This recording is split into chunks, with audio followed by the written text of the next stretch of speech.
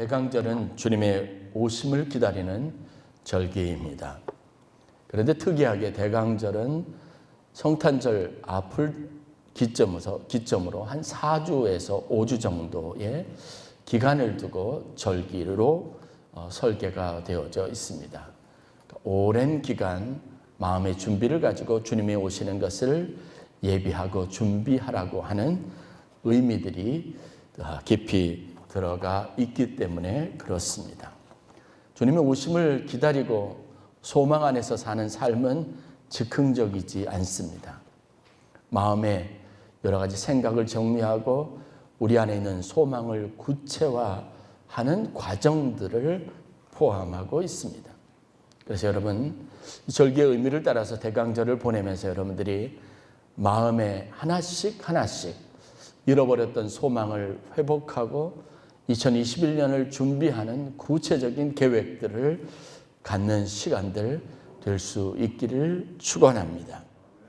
이스라엘 백성들이 포로로 잡혀가서 바벨론에 살던 시기는 그들의 생애 또 이스라엘 전체의 역사에 굉장히 중요한 의미를 가져다 줍니다. 한 민족이 나라를 잃고 서러움을 경험했던 그런 끔찍한 역사적인 사건들을 겪어내면서 그들 민족적으로 보면 다시 얻을 수 없는 굉장히 중요한 교훈을 얻게 되었다는 것에서 의미가 있습니다. 우리가 일제치하를 경험하면서 40년 가까운 시간들이 우리 역사상 한 민족에게 주는 독특한 의미가 있습니다. 아마 우리가 현실적으로 보면 그 시간들과 기억들이 아픈 시기였고 수치심으로 가득한 시기였다고 말할 수 있지만 한국이라고 하는 이 민족의 어떤 성장과 발전에 있어서 하나의 모멘텀을 제공하는 축복된 시간이었다고도 말할 수 있을 겁니다. 이스라엘 백성들은 나라를 잃었고 절망하며 노예의 신분으로 그 누구도 자기의 삶과 자기의 미래를 그렇게 설계하고 만들어갈 수 없는 현실적인 상황 속에서 고통스러운 남의 손에 의해서 남의 결정에 의해서 자신들의 운명이 결정되는 아픈 시간들을 살았습니다. 이스라엘 포로기 바벨론에서의 그들의 삶은 두 가지 의미를 동시에 가지고 있었습니다. 첫 번째는 하나님의 심판, 그 심판이 그들에게 내려진 시간이었습니다. 그들은 하나님을 멀리했고 하나님을 버렸습니다. 그래서 선지자들을 통해서 하나님께서 오랜 동안 그 민족에게 임할 하나님의 심판과 멸망에 대한 계획들은 그들이 그냥 고스란히 현실로 하나님의 뜻이 이루어진 것으로 받아들여야만 했습니다. 그들은 하나님 앞에 버림을 받은 백성들입니다. 하나님의 심판이 오늘날 이런 그들의 삶을 가져다 주고 포로의 삶이라고 하는 절박한 현실로 이제 다가오게 된 것입니다. 많은 사람들이 절망합니다. 많은 사람들이 하나님으로부터 버림을 받았다고 고통 속에 신음하고 있었습니다. 그러나 그것이 다가 아니었던 또 다른 메시지가 이 포로기에 있었습니다. 그것은 뭐냐면 하나님의 심판의 시작과 함께 그 심판으로 말미암아 새롭게 하실 하나님의 계획이 그들 가운데 동시에 있었습니다. 바벨론 포로에서 강변에 앉아 있었던 사람들은, 그래서 어떤 사람들, 대다수의 사람들은 이 희망을 붙잡고 바벨론 강변에 앉아서 하나님이 하실 놀라운 일들, 새로운 역사를 기대하였습니다. 오늘 우리가 성수교독에서 읽었던 것처럼 예수께서 메시아로 다시 오실 때 그들의 삶에 이전에 꿈꿔보지 못했던 새로운 역사가 일어날 것이라는 기대감을 가지고 품을 수 있었습니다.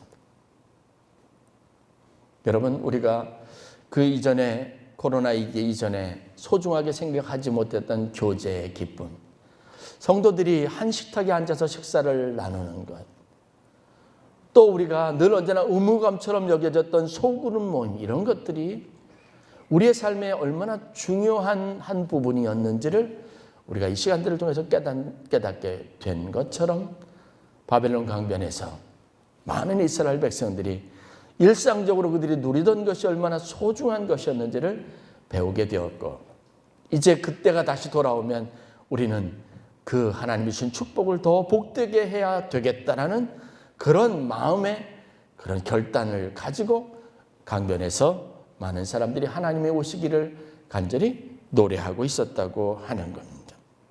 오늘 우리가 읽은 본문의 말씀은 두 번째 메시지를 붙잡았던 이스라엘 백성들에게 주셨던 선지자를 통한 하나님의 말씀이었습니다. 바벨론 포로로 잡혀 있었던 그곳에서, 바벨론 강변에서 하나님은 선지자를 통해서 그 백성들에게 이렇게 말합니다. 너희의 하나님이 이르시되 너희는 위로하라, 내 백성을 위로하라. 예루살렘의 마음이 닿도록 그들에게 외치라. 하나님의 심판은, 하나님의 징계는 이제 끝났다는 겁니다. 모든 사람들이 그것에 합당한 모든 심판을 받았다고 선포하도록 말합니다. 이제는 새로운 날을 꿈꾸고 너희와 서로 격려하고 위로하여 예루살렘으로 향하여 이끄실 하나님의 거룩하심을 바라보라고 이야기하고 있습니다. 뭔가 새로운 멋있는 출발을 앞두고 준비하도록 무장시키시는 하나님의 말씀이 오늘 우리가 읽은 메시지입니다. 광야에서 여호와의 길을 예비하고 하나님의 대로를 평탄하게 하라, 이렇게 선포하고 있습니다. 이것이 바로 여호와의 입에서 나오는 말씀이다라는 분명한 선언이 있게 됩니다. 예수님의 오시는 것은 여러분 새로운 일들에 대한 기대감을 우리에게 갖도록 이끄는 힘이 있습니다. 강림절을 보내면서 우리는 그 이전에 우리가 겪었던, 경험했던 모든 것이 끝이 아니라는 사실 앞에 서야 합니다. 예수님이 오신다면 우리의 삶에 어떤 변화가 일어나게 될 것인가? 이제는 그것에 초점을 맞추고 주목하도록 우리를 이끌어가고 있습니다. 유대인의 역사에서 가장 끔찍하고 고통스러웠던 기억이 있다면 제2차 세계대전 나치에 의해서 그들이 경험했던 홀로코스트, 아우슈비츠 수용소에서 600만 유대인들이 겪어야만 했던 그 끔찍한 대학살의 현장일 것입니다. 그것에 갇혀서 많은 사람들이 이유도 알 수 없는 혐오감에 시달리면서 죽임을 당해야 했습니다. 독가스실로 매일 아침 일정한 명수에 자기 동족들이 끌려가서 죽임을 당하는 모습을 가까이서 목도해야만 했습니다. 굶주림과 학대와 핍박과 혐오와 그들을 향해서 막연하게 외치는 사람들의 그 끔찍한 이야기를 들어야만 했습니다. 그런데 여러분, 역사의 한 현장에서, 홀로코스트 현장에서 이스라엘 백성들, 즉 유대인들은 가장 찬란하고 아름다운 미래를 준비하는 민족이 되었다는 사실들을 우리가 알 수 있습니다. 홀로코스트 그 극한의 상황에서 그들은 포로기 바벨론에 있었던 백성들, 자기 조상들을 묵상했습니다. 그들에게 하나님 주셨던 메시아의 오심, 도래에 대한 메시지를 붙잡았고 그들은 그곳에서 후손들을 남겼고 생존자들을 남겼고 그것을 삶의 교훈으로 삼고 미래를, 새로운 미래를, 유태인이라고 하는 정체성을 강화시켰고 세계를 주도하는 위대한 민족으로 새롭게 발돋움하는 축복을 누리게 되었다는 겁니다. 아우슈비츠 수용소에서 일어났던 홀로코스트의 참상에 대한 여러 가지 많은 이야기들이 전해져 옵니다. 그러나 여러분, 그 관련된 이야기를 찾아보면 거기에 감동이 있습니다. 그들에게는 희망이 있었다고 하는 사실들을 알 수 있습니다. 홀로코스트, 독일 나치에 의해서 자행된 유대인 말살, 이 대학살의 현장에서 전해오는 숭고하고 아름다운 이야기가 있습니다. 야누스 코르작이라고 하는 한 소아과 의사에 관련된 이야기입니다. 유대인들이 2차 세계대전 그 참상 중에서 많은 사람들이 목숨을 잃어서 아이들이 버림을 받았습니다. 이때 폴란드에서 있었던 야누스 코르작이라고 하는 소아과 의사는 자기가 하는 일들을 그만두고 버림받은 길거리에 내버려진 유태인 고아들을 돌보기 위해서 고아원을 설립합니다. 당시 폴란드 출신의 이 소아과 의사가 있었던 아이들을 돌보고 있었던 고아원에 어느 날 독일 나치 병사들이 몰려 들어왔습니다. 그리고 아이들을 전부 다 데리고 가려고 합니다. 공포에 질린 아이들이 울면서 떱니다. 무서워합니다. 이때 야누스 코르작이 이 아이들을 위로합니다. 그리고 아이들 192명의 아이들과 함께 야, 이제 우리 소풍 가자라고 말하며 그 아이들을 기차에 태우기 위해서 바르샤바 시내를 지나가게 됩니다. 그때 이 광경을 지나가는 아이들의 모습을 보던 많은 사람들이 천사들의 행진이었다라고 말합니다. 아름다운 소풍날에 아이들의 천진난만함이 그들 가운데 있었다고 말합니다. 어떻게 공포에 떨었던 아이들이 한순간에 그 얼굴에 미소를 띠고 즐거운 마음을 갖게 되었을까? 바로 그것에 야누스 코르작이라고 하는 소아과 의사의 행동이 있었습니다. 울고불고 절망하는 아이들에게 마음을 위로하며 그들을 타이릅니다. 자, 이제는 우리가 소풍을 떠나는 거야. 나와 함께 다 같이 소풍 가자. 그리고 아이들이 절망해서 무서워하지 않게 하고 그들 곁에 머물러서 이 아이들 192명을 데리고 기차를 탑니다.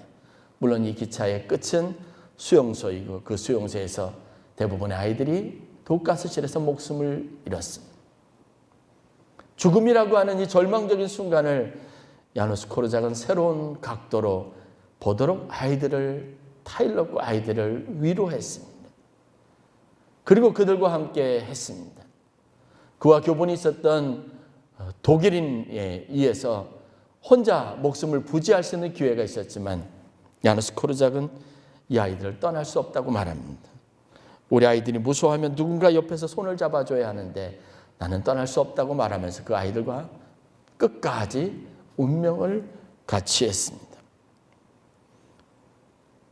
그의 숭고한 정신을 기리기 위해서 그의 탄생 100주년이 되는 1979년을 유엔은 그래서 세계 아동의 해로 정하기도 했습니다. 공포의 아우슈비츠 수용소에서 살아남은 사람들도 있습니다. 그 중에 오스트리아 태생의 유대인 의사였던 빅터 프랭클이라고 하는 사람의 이야기는 또 많은 사람들에게 감동을 줍니다. 굶주림과 질병, 수용소에서 잔혹한 학살 속에서 삶에 대한 희망을 버리지 않은 사람으로 유명하기 때문에 그렇습니다.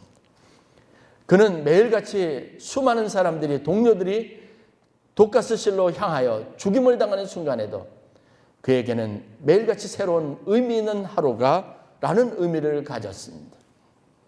매일 아침엔 깨진 유리 조각을 붙잡고 자란 수염을 자르기 시작했습니다. 깨끗하게 면도를 합니다. 자기에게 주어진 얼마 되지 않은 생수를 부어서 얼굴에 닦아서 깨끗하게 세수를 하고 옷매무새를 가다듬고 자기 인생을 생기 있게 합니다. 오늘도 하나님이 내게 주신 복된 하루를 살아야지. 그렇게 자기 마음을 새롭게 하고 이 날 하루를 공포스러운 날이 아니라 하나님이 주신 내게 축복된 날로 삼고 하루하루를 견뎌냈습니다. 놀라운 것은 이 광경을 지켜보던 독일군 장교들이, 수용소에 있던 장교들이 청결하고 생기 있어 보였던 이 빅터 프랭클을 자기의 관사에서 자기들을 시중드는 사람으로 발탁을 하게 되었다는 겁니다. 그렇게 차출되는 바람에 빅터 프랭클은 죽임을 면할 수 있었습니다. 전쟁이 끝나고 독일군들이 철수하기 시작했던 그렇게 텅 비었던 수용소에 남아서 희망을 버리지 않았던 빅터 프랭클은 그 수용소에서 있었던 잔혹한 현실들을 세계에 알리고 자신의 경험을 살려서 여러분 심리치료법을 만들기 시작합니다. 아무리 극한 상황이 오더라도 우리가 어떻게 그 상황을 극복할 수 있는지 자신의 경험을 바탕으로 그것에 관련된 치료법을 개발하고 해서 그것을 많은 사람들에게 홍보하고 전 세계 의료 연구 분야에, 정신병 의료 연구 분야에 많은 업적을 남기게 됩니다. 아무리 많은 절망이 있고 힘들고 어려운 상황이 오더라도 여러분, 예수가 오신다고 하는 것은 우리에게는 믿음은 삶을 다르게 하고 우리 절망적인 현실을 소망 안에서 가장 가치 있고 보람 있는 현실로 바꿀 수 있을 만큼 능력이 있다는 사실들을 보여줍니다. 홀로코스트를 경험했던 그렇게 남겨진 사람들은 그의 자손들에게 우리의 생명의 가치가 얼마나 소중한 것인지, 하나님이 우리를 그 혼란 속에서, 그 죽음 속에서, 그 대학살의 현장 속에서 살려주시고 남겨주신 이유가 무엇인지를 분명하게 알고 그것을 자기의 후손들에게 가르쳤습니다. 자신의 삶을 가치 있게 살아낼 수 있는 방법을 교육했습니다. 그렇게 살아남은 후손들이 바로 아인슈타인, 에디슨, 프로이드, 세계 경제를 지고 흔드는 로스차일드 가문, 조지 소로스, 빌 게이츠, 그리고 영화 감독 우디 앨런이나 스티븐 스필버그 같은 각계각층의 탁월한 능력을 선보이며 세계를 선도하는 위대한 유태인 지도자들이 되었다고 하는 사실입니다. 오늘 우리의 현실은 모두의 현실입니다. 그런데 현실 속에서 우리는 어떤 메시지를 붙잡을 것이며 어떤 희망을 키워나갈 것인지를 생각해 볼 수 있어야 합니다. 아무리 현실이 어렵고 우리가 겪은 지난날의 삶이 괴롭고 힘들더라도 주님이 오신다는 이 분명한 사실 앞에서 여러분들이 소망의 불씨를 다시 살려내는 귀한 축복이 있기를 주의 이름으로 간절히 축원합니다. 운명을 비관하고 현실을 비관하고 힘들고 어려운 현실에 대해서 여러분 삶에 무거운 것만 생각하지 말고 주님이 오신다면 우리에게 있을 일이 무엇인가를 다시 한번 붙잡는 귀한 은혜가 있기를 주의 이름으로 간절히 축원합니다. 그래서 유대인들은요, 홀로코스트를 기반으로 유대인의 정신이라고 하는 위대한 유산을 만들어냈습니다. 그들에게 생명, 삶의 가치가 얼마나 중요한지, 그들에게 있어서 하나님의 말씀이, 하나님이 주시는 계명이 얼마나 위대하고 능력 있는지를 그들이 깨닫고 경험하는 계기로 삼았던 것처럼 우리들도 우리에게 주신 예수 그리스도 메시아의 오심에 대한 소망을 붙들고 삶을 새롭게 하는 귀한 은혜가 있기를 간절히 축원합니다. 희망을 붙잡는 것은요, 메시아 오심을 간절히 소망하는 희망을 포기하지 않는다는 것은 굉장히 삶을 달라지게 하는 능력이 있습니다. 우리가 잘 아는 요셉의 인생을 여러분 되돌아보시기를 바랍니다. 그는 단 한 번도 자기의 결정으로 인생을 살아보지 못한 사람입니다. 자기가 꿈꿨던 미래를 자기가 개척하는 그런 것도 운명이 허락하지 않았습니다. 어느 날 형들에 의해서 버려졌습니다. 그를 죽이려고 했던 형들의 선택에 의해서 노예가 됐습니다. 그리고 애굽의 보디발이라고 하는 장군 집에 팔려갔습니다. 그리고 자기가 충성을 다해서 섬겼던 주인에 의해서 버림을 받고 감옥에 갇히게 되었습니다. 한 꿈 많은 젊은이의 인생에 이토록 불행하고 잔혹한 운명적인 일이 일어날 수 있다는 것 자체, 여러분, 한 사람 요셉은 견디기 힘들었을 겁니다. 그런데 여러분, 요셉은 믿음 안에서 하나님과 동행했습니다. 하나님이 그를 형통하게 하셨다고 하는 것은 그가 하나님과의 교제 안에 있었고 그가 하나님의 말씀을 붙잡았다는 것이고 하나님의 능력 안에서 살았다고 하는 것을 의미합니다. 다른 사람에 의해서 그의 인생이 그렇게 망가지도록 방관하지 않았습니다. 여러분, 이 믿음의 태도를 여러분들이 소유하실 수 있어야 될 줄 믿습니다. 그를 고통스럽게 하는 사람이 있다면 그는 원망과 불평 대신에 그가 처한 척박한 땅을 일구고 그것을 기름지게 하는 노력으로 보답했습니다. 사람들이 그에게 악한 일을 행하고 그의 마음에 원망이 쌓이도록 만들면 그것이 자기의 마음에 머물지 않도록 했습니다. 특유의 온화함과 친화력으로 이 모든 것들을 선하게 만드는 능력이 그에게 있었습니다. 현실은 똑같습니다. 그러나 우리의 마음과 그것을 대하는 우리의 태도가 바벨론 강변에 앉아 있었던 이스라엘 백성들이 그랬던 것처럼 완전히 다른 것이 되어야 될 줄로 믿습니다. 그리고 그 선택이 여러분 우리의 인생을 복되게 만든다는 사실을 깨닫는 은혜가 있기를 주의 이름으로 간절히 축원합니다. 코로나19 시대에 이 우리가 당한 모든 전 세계적인 문제를 여러분 우리는 우리의 독특한 믿음 안에서 메시아의 신앙 안에서 미래를 향한 가장 복된 순간으로 만드는 귀한 은혜가 있어야 될 줄로 믿습니다. 이것을 우리의 구름판으로 삼을 수 있어야 합니다. 전혀 새로운 내 인생에 넘지 못했던 새로운 도전의 기회로 삼을 수 있어야 합니다. 너희는 광야에서 여호와의 길을 예비하라. 사막에서 우리 하나님의 대로를 평탄하게 하라라고 말합니다. 광야, 사막에 우리의 인생이 서 있지만 그것에서 우리는 길을 내고 그 길을 평탄하게 할 수 있는 주님이 오시는 길을 예비하는 한 지혜로운 신부와 같은 믿음을 가지고 살아야 될 줄로 믿습니다. 실질적으로 여러분 예수님 오심으로 역사상 어떤 일이 일어났는가를 우리는 말씀을 통해서 보아야 합니다. 예수님을 통해서 고침을 받은 사람들을 보십시오. 수년 혹은 수십 년, 어떤 사람은 태어나면서부터 가지고 있었던 고질적인 문제들을, 삶의 절망의 문제들을 예수님을 통해서 해결받게 되었습니다. 초라하게 구유에 누이신 한 아기가 그들의 인생에 주었던 놀라운 변화에 대해서 성경이 말하고 있습니다. 그것이 어떠한 상황에서 어떠한 아픔을 견디고 일어난 일인지 알 수는 없지만 주님의 오심은 분명히 어떤 사람들에게 극복하지 못하고 넘지 못했던 새로운 인생의 기회를 갖게 되는 축복의 시간이 되었다는 것을 성경은 분명하게 말합니다. 가늠한 여인, 나병 환자 같은 경우를 보십시오.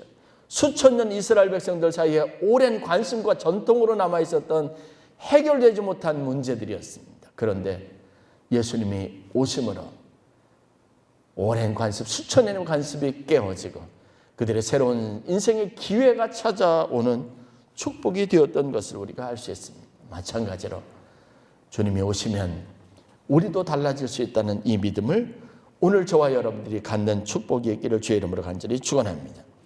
예수를 품으면 희망찬 미래를 품을 수 있습니다. 예수 오심을 우리 삶의 가장 복된 소식으로 품으면 암담한 현실을 이겨낼 수 있는 능력이 우리에게 생기게 됩니다. 예수를 품으면 우리가 참된 신앙인으로서 우리의 달려갈 길을 다 가게 되는 축복을 누릴 수 있습니다. 어차피 우리의 매일은 여러분 종말론적입니다. 끝을 향해서 가는 겁니다. 하나님 앞에 나아가는 삶입니다. 그 하나님 앞에 설 때 우리가 얼마나 부끄럽지 않은 모습으로 서게 될 것인가. 그 하나님 앞으로 나아간다는 이 사실이 우리에게 종말론적인 그런 죽음에 대한 공포가 아니라 가장 설레는 마음으로 기다리고 기대하는 순간이 되도록 여러분들이 오늘도 말씀으로 하나님의 위로를 붙잡는 귀한 은혜가 있기를 간절히 축원합니다. 가장 극한의 고통을 생각하기보다 가장 희망적인 것을 붙잡고 여러분 가운데 새로워질 그 구체적인 기대들을 더 키워서 그것이 여러분의 2021년 새해 계획이 되는 귀한 축복이 있기를 주의 이름으로 간절히 축원합니다. 저는 어느 날 여러분들과 함께 공유했던 것처럼 코로나 시대에 많은 사람들이 염려하는 것처럼 교회는 더 작아질 것이고 교인들은 성전을 떠나시고 교회를 떠날 것이며 교회는 그 어떤 때보다 가장 큰 위기의 때를 맞이하게 될 것이고 교인의 급격한 감소라고 하는 재정적인 위기라고 하는 상황을 맞이하게 될 것이라고 하는 사실들 앞에 섰습니다. 그러나 여러분, 그것은 우리에게 있어질 미래 하나님의 약속도 아닙니다. 코로나라고 하는 이 현실이 우리에게 가져다주는 절망일 수 있습니다. 그것은 어쩔 수 없는 운명일 수도 있습니다. 그러나 저는 여러분들과 함께 이 코로나19를 통해서 더 강하게 하시고, 더 복되게 하시고, 더 부흥하게 하시고, 더 힘있게 하실 교회의 미래를 붙잡자고 말씀드렸습니다. 기도하는 중에 여러분, 하나님께서 우리의 교회, 코로나 시대에 새로운 성도들을 보내주실 것이고, 등록하는 새로운 성도들이 있게 될 것이고, 우리는 새로운 기회를 맞이하게 될 것이라는 소망을 함께 나누었습니다. 그리고 하나님께서 그런 기쁨을 우리에게 허락해 주셨음을 우리가 기억합니다. 어떤 운명이 우리 가운데 있더라도 저와 여러분들은 이제 2021년을 새로운 기대 안에서, 소망 안에서 사막에 길을 내고 광야에 하나님이 오실 대로를 평탄하게 하는 성도의 마음을 가지고 우리에게 이루어질 더 아름다운 미래를 꿈꾸고 그 미래를 준비하는 성도의 마음으로 다 같이 새해를 맞이하는 귀한 은혜가 있기를 주의 이름으로 간절히 축원하며 권면합니다. 여러분들이 그 일을 다 같이 이루시고 그 소망 안에서 여러분의 개인의 삶에도 더 놀라운 일들, 아름다운 일들, 복된 것을 꿈꾸는 은혜가 있기를 주의 이름으로 간절히 축원합니다.